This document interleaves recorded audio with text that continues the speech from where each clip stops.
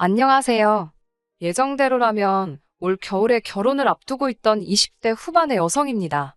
사랑하는 남자친구와 올겨울에 결혼식을 올리고 내년에 같이 미국으로 가려고 했어요.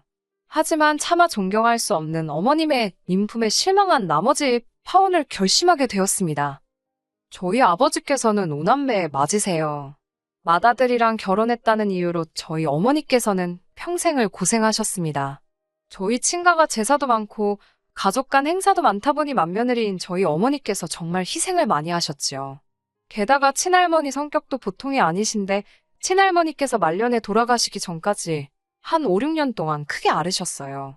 그 병수발을 저희 어머니가 다 하셨거든요. 물론 작은아버지나 고모들께서 가끔 얼마씩 챙겨주시긴 했지만 아프신 부모님을 돌봐보신 분들이라면 아실 겁니다. 돈만 있다고 해서 해결이 되는 문제가 아니라는 걸요. 그런데 할머니가 돌아가시기 직전 저희 어머니께 그동안 고생 많이 했다며 어머니 앞으로만 따로 재산을 조금 남겨주셨습니다. 1억이 조금 안 되었던 걸로 알아요. 작은아버지와 고모들이 했으면 뭘 얼마나 했냐고 그 돈 토해내라고 난리가 났었지요. 하지만 아버지께서 개만도 못한 뭐라고 욕을 하시면서 그때 솔직히 집안이 난리도 아니었습니다. 얼마 후 어머니는 그 돈으로 작은 한정식집을 차리셨어요. 예전부터 요리하시는 걸 좋아하시기도 했고 언젠가는 본인이 잘하는 걸 해보고 싶으시다 하셨거든요. 다행히 금방 입소문이 나서 지금은 장사까지 제법 됩니다. 아버지까지도 당신 때문에 이런 솜씨 발휘도 못 해보고 살게 했다며 미안해 하실 정도였으니까요. 아무튼 딸로서 어머니가 일평생 생고생하시는 걸 옆에서 다 지켜봐서 그런지 아무리 호감이 생기더라도 장남이라고 하면 마음이 차게 식더라고요. 주변 친한 친구들도 제가 그 정도라는 걸 알아서 애시당초 장남은 소개를 안 시켜줬습니다. 그러다 소개받게 된 사람이 지금의 남자친구였어요. 공대를 나와 IT 회사에 다니고 있는 남자였습니다. 친구 말로는 성격도 좋고 돈도 잘 번다면서 덧붙이기를 둘째라고 하더라고요. 위로 결혼한 형이 있고 아래로는 8살 어린 여동생이 하나 있다고요. 저를 위해서 자기가 꼼꼼히 조사했답니다. 그렇게 남자친구를 소개받았어요. 동갑내기라 말도 잘 통하고 제가 영화랑 전시회 보는 것을 좋아하는데 남자친구도 취향이 비슷하더라고요. 금방 사귀는 사이로 발전하는가 싶더니 사귄 지 1년도 되지 않아서 결혼 이야기까지 나왔습니다. 생각보다 빠르게 결혼 이야기가 오가게 된 이유는 당시 제가 외국계 금융회사를 다니고 있었는데 회사에서 미국 지사로 나갈 지원자를 찾고 있었거든요. 저는 오래전부터 해외에서 일을 하고 싶은 욕심이 있었기 때문에 그 기회를 놓치고 싶지 않았습니다. 하지만 남자친구도 많이 좋아했기 때문에 어떤 결정을 내려야 할지 고민이 되더라고요. 그런데 제 이야기를 들은 남자친구는 자기도 해외에 나가서 석사학위를 따오고 싶다며 자기와 함께 가자고 하더라고요. 그렇게 얼마 지나지 않아 바로 양가 부모님들 사이에서 어차피 둘이 진지하게 사귀고 있으니 아예 결혼을 시켜서 함께 보내면 어떻겠냐고 이야기가 나오기 시작했지요. 당시에는 둘이 서로 죽고 못 살 만큼 좋아하기도 했고 어른들께서도 서로 솔직히 결혼시킬 때 보시고자 했던 뭐랄까요. 객관적인 조건들이 잘 맞는다고 생각하신 것 같아요. 그렇게 양가의 축복 속에 저희는 결혼 허락을 받게 되었습니다. 결혼 준비라고 해도 크게 어려울 건 없었습니다. 다른 사람들처럼 신혼집이나 혼수 같은 걸 신경 써야 할 상황도 아니었으니까요. 오히려 남자친구나 저나 미국에 도착하면 어떻게 지낼지 계획을 세우느라 바쁜 나날을 보내고 있었습니다. 정말이지 결혼 날짜만 받으면 되는 상황이었습니다. 그런데 이런 일이 터지게 될 줄이야. 사건의 발단은 바로 시어머니였어요. 유동적인 제 일정과는 달리 남자친구의 경우 가능하면 봄학기를 생각하고 있었지만 만약 안 될 경우 가을학기도 염두에 두어야 했기 때문에 기간을 조금 넉넉히 잡고 있었습니다. 그런 와중에 어머님께 연락이 왔어요. 저와 긴히 상의하고 싶은 일이 있으시다고 하시더라고요. 당연히 결혼과 관련된 이야기라고 생각했기 때문에 긴장이나 걱정은 되지 않았습니다. 다만 평소라면 남자친구한테 직접 말씀하실 텐데 저에게 따로 연락을 주신 점이 의아하긴 했지요.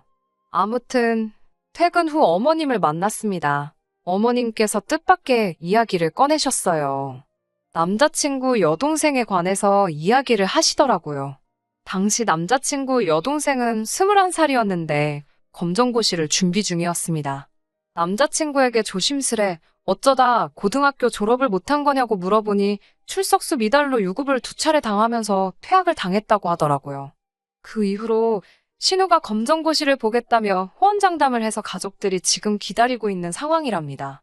남자친구가 이 이야기를 하면서 엄청 쪽팔려 했어요. 출석수 미달로 유급이 된다는 건 들어나 봤지 학교 다닐 때건 어디서건 들어본 적도 없었기에 신기하더군요. 게다가 그로 인해 퇴학까지 될 수 있다니. 남자친구 말로는 여동생이 공부에 흥미가 없기도 했고 친구들을 너무 좋아해서 그랬답니다만 그러면 친구들도 다 유급해야지 왜 남자친구 여동생만 유급을 한 건지. 그렇다고 남자친구가 잘못한 것도 아닌데 잘잘못을 가릴 것도 아니고 좋은 이야기도 아닌데 굳이 자꾸 말해서 뭐 하겠어요? 그냥 그런가 보다 하고 말았지요.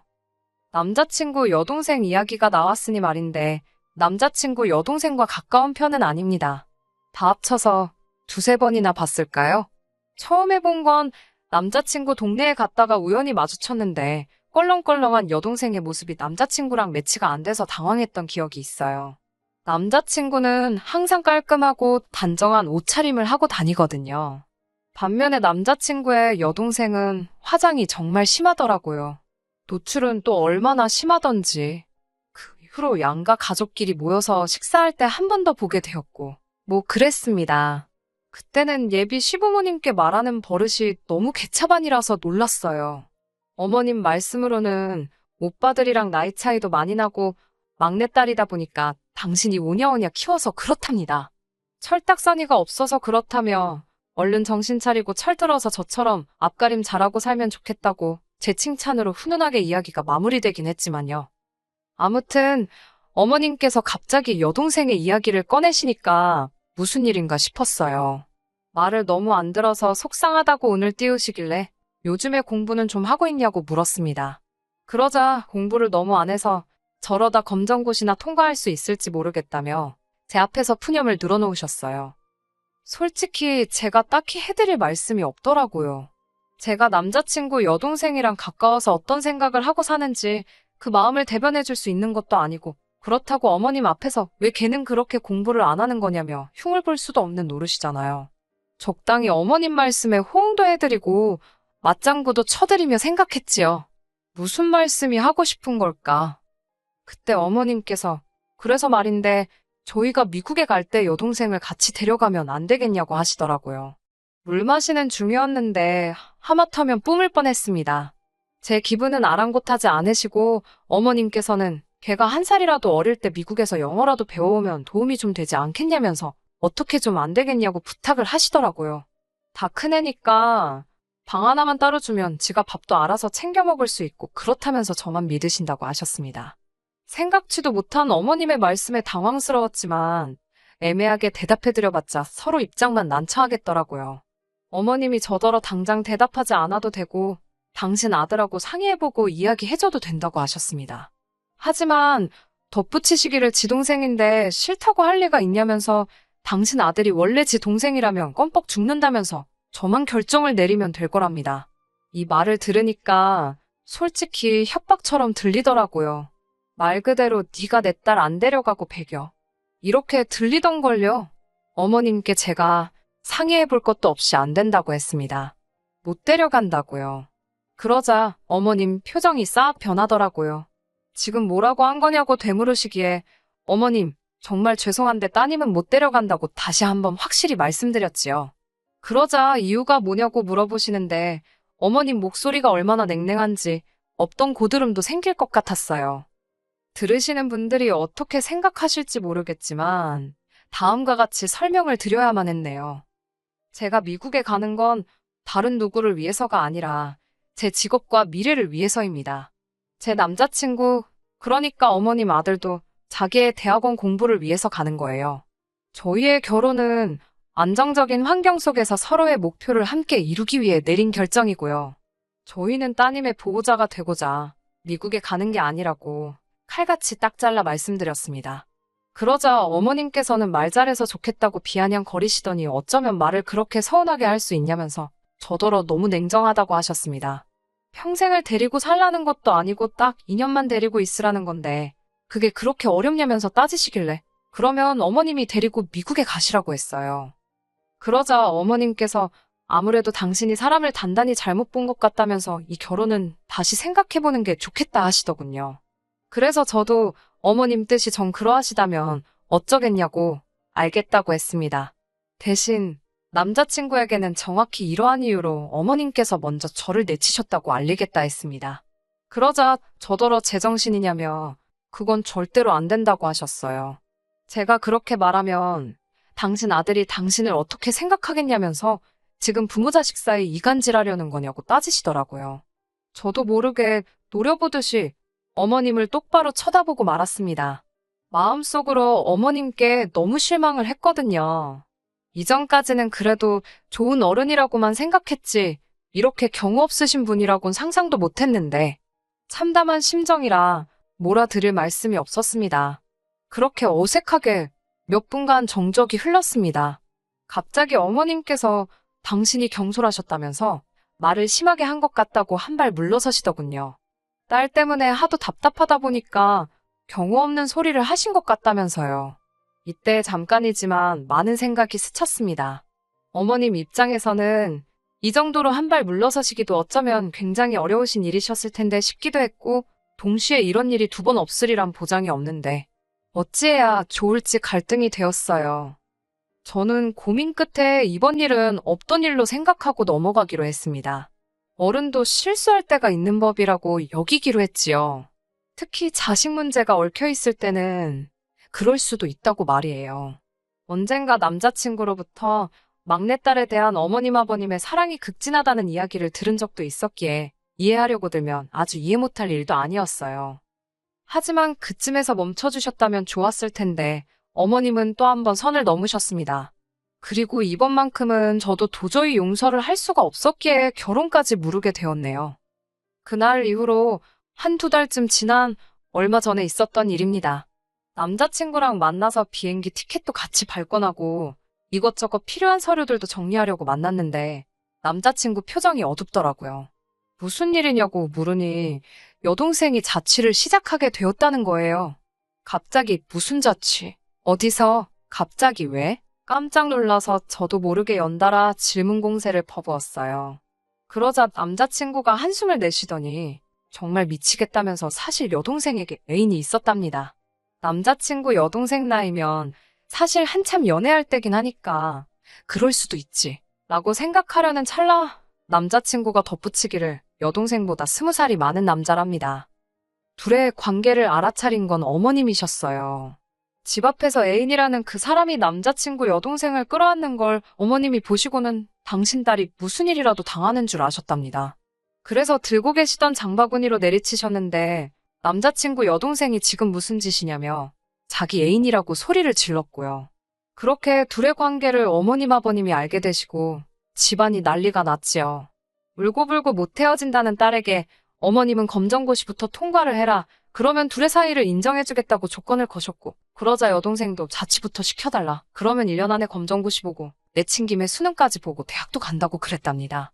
어머님 아버님은 또 결국 져주시고 그렇게 된 거였어요. 듣고 있으니까 솔직히 말도 안 되는데 제가 나설 자리는 아니니까요. 어머님 아버님이 그렇게 하신다고 결정을 내리셨다는데 제가 옳다 그르다 할 수도 없는 노릇이고요. 그래서 어디서 자취하냐니까 서울 모여대 근처라고 하더라고요. 어머님이 대학가가 그나마 안전하지 않겠냐면서 거기로 정해주셨답니다. 그런데 어디서 들어봤다 싶어서 생각해보니까 저희 어머니 한정식집 바로 옆이더라고요. 그때만 해도 신기한 우연이라고만 생각했어요. 어머님한테 그런 계획이 있으신 줄은 차마 모르고 말이에요. 며칠 뒤 저희 어머니하고 통화를 하는데 어머니가 이상한 말씀을 하시더라고요. 저더러 사돈처녀, 그러니까 남자친구 여동생하고 친하냐고 물으시는 거예요. 친하다기보다는 엄마는 고모랑 친하냐고 제가 농담식으로 넘기면서 그런데 갑자기 그런 건 왜 물어보냐고 여쭤봤지요. 그러자 어머니께서 아니 내가 혹시 잘못 이해한 건가 싶어서 라며 약간 주저하시면서 말씀을 꺼내시는데 저 진짜 열받아 죽는 줄 알았네요. 거의 2주째 남자친구 여동생이 저희 어머니 한정식 집에 와서 점심 저녁을 해결하고 있다는 거예요. 제가 그게 무슨 소리냐니까 며칠 전 점심때였대요. 남자친구 여동생이 저 아시죠? 그러면서 식당에 들어오더래요. 누군가 하고 보니까 상견례 때 봤던 아가씨길래 어쩐 일이냐 하니까 배고프다고 밥을 달라 하더랍니다. 그런데 밥을 다 먹고는 계산을 안 하고 나가더래요. 첫날은 사돈처녀라서 차마 계산하라 소리를 못 하셨답니다.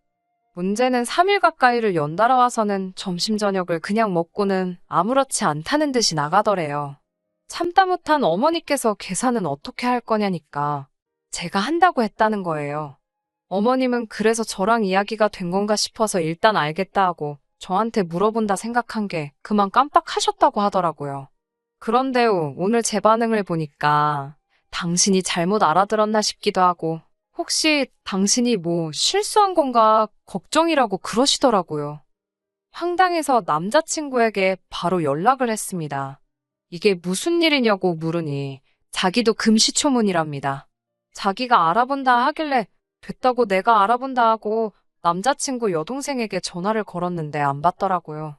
어쩔 수 없이 어머님께 전화를 걸었어요. 불현듯 남자친구 여동생의 자취장소를 어머님이 골라주셨다는 말이 기억나더군요. 설마 싶었지만 그래도 설마가 사람 잡는다잖아요. 어머님께 혹시 따님이 저희 어머니 한정식 집에서 무전취식을 하고 있는 거 알고 계시냐고 단도직입적으로 물었습니다.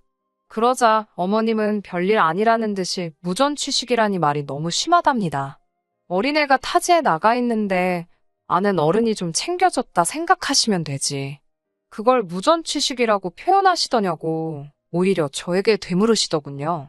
어머님의 뻔뻔한 반응에 황당했어요. 어머님께서는 너네 엄마 밥집 하지 않냐면서 맨날 밥하고 국하고 반찬하는 데니까 당신이 가서 한두 끼 챙겨 먹으라 했다며 저희 어머니가 그거 돈 받아오라 했냐고 오히려 적반하장으로 나오셨습니다. 그 말을 듣는데 황당해서 저희 어머니가 어머님 딸 밥 차려주려고 음식 하시는 거냐고 따졌어요. 그리고는 차라리 처음부터 옆에서 좀 챙겨달라고 부탁을 하시지 그랬냐고 물었지요.